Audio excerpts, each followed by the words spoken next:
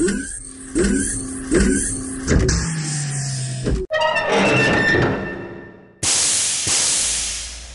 just having a break from arm wrestling giants. This is a break. And one lesson I did learn is don't wrestle giants. They always win. But today I'd like to show you no mess fiberglass. Now, I come across this when I broke my arm several years ago. And I'll just get this off. Hang on.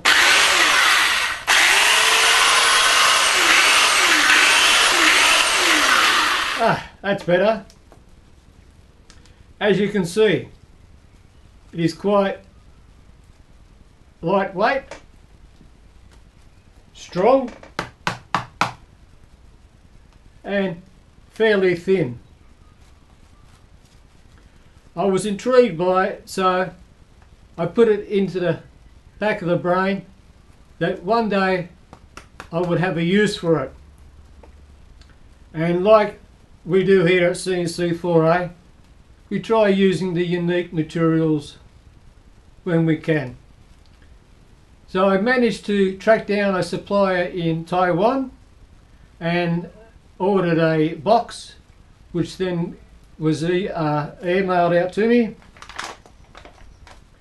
And the material is known as orthopedic casting tape.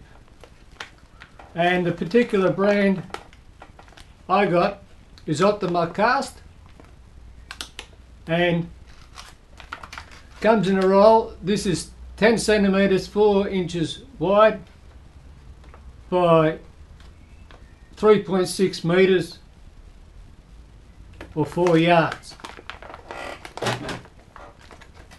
So the use I had for it was I was making up a cover for my collet closer on my milling head, and I wanted to make a cover to slip over, something light, and I chose that material.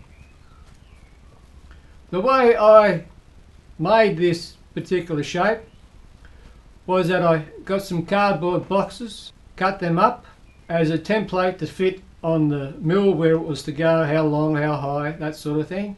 Then I just stuck them together with a hot melt glue and sticky tape to form the shape. Then I wrapped that over in Glad Wrap, cling film. Then what you do is you get your tape, and I had never seen it when I first used it. It comes in a sealed container. Once it is opened, you have about 5 minutes. That's it. So I knew it was triggered by water, and I thought it may have been a dry powder tape, and originally I was going to weave this material, but when I open it up, it is already slimy. So as soon as you open it up, the moisture in the air will start the process of it hardening, so you haven't got much time. So what I did was I didn't dunk it in any water. I will let the atmosphere trigger it. I then wrapped the cloth around, you must wear gloves, around, and as you can see in these photos, I pinned it to the bottom or tried to staple it in the corners of the cardboard mould. Now, trouble is, it's a mesh, and it is quite flexible, but when you pin it down in a corner and then you drag it up and over, the mesh doesn't stretch evenly, it curves. So if you've got the pins in the bottom, it will drag out. The other problem with it is also that it will pull out, and it is quite difficult. I ended up using clamps to hold it in position, but if you have, just say if this was a complete box and you could wrap it around like that continuously, it would be perfect. I used one reel or one roll, as you can see in this photo, and ended up not covering the whole lot. And what I then did was I put the single layer shape onto the mill head and clamped it in position and let it dry so as it would be in the shape. Then I got out a second roll and went over it to bulk it up and to cover up the areas that I missed. Now the problem is the adhesive, the setting agent is on the tape. You don't mix up anything, you don't pour anything on, and it does not stick to anything else apart from your fingers but itself. So where the previous layer was and dried, as you can see, it did not attach. So, but other places where I then got some water, rubbed it and held it in position, it then attached. So you have one side that's a bit loose, one side that's clamped down. So if you have two people, or you can clamp it to your mould, it's perfect. I took the cardboard former out for the second layer, so it was flexible because there's only 4 sides to it, not the 6. So it was a bit difficult, and I then took those sides off to roll the edges over. However, once it is dry, what you have to do is mix up some araldite, and what I do is that in here I'll just put a thin layer of araldite, clamp it in position, and what I've done is I've added araldites to the edges and clamped them to make them a lot stronger. It's flexible, but not where the araldite is.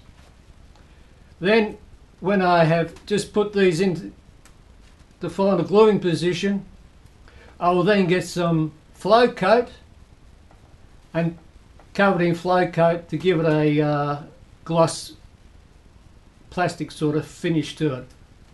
So I also noticed that Aldi is now selling a similar product and they call this repair tape.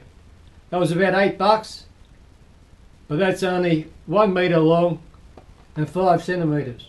But it does work, and if you want to make up a bracket, you can form it, let it dry, and then araldite any sort of brackets to it. So once that fits on, you can cut it with scissors, file it, that sort of thing.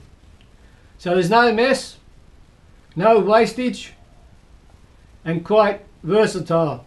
If you want to build a quad and you want to make arms, you can just cut out foam shapes and wrap it around. If you want to make covers, any sort of thing, make up a foam former and then wrap it around, let it dry, and then cut out the shape that you want.